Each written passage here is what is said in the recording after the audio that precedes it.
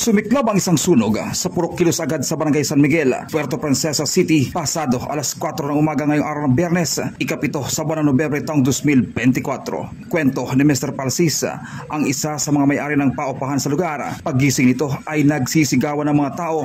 Malaki na ang apoy, kaya't wala na rin silang halos nagawa ng mga oras na iyon.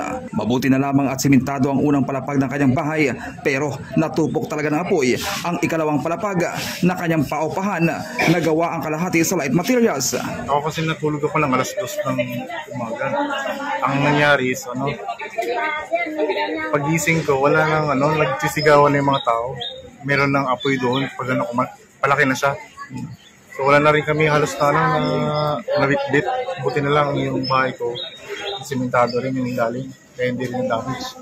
Medyo na-damage ko is yung sa taas, yung mga light materials.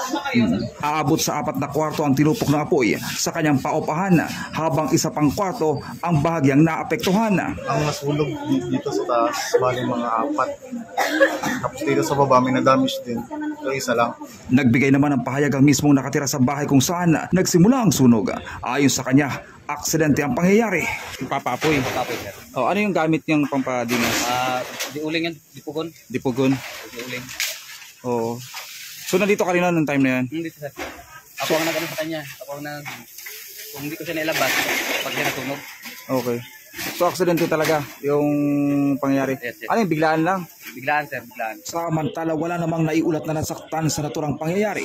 Habang sa huling datos na ipinadala sa news team ng pamunuan ng Barangay San Miguel, aabot sa 37 pamilya at 76 na individual ang naapektuhan ng naturang insidente. MacArthur Asutilla, Basta Radio, Iban Teramo.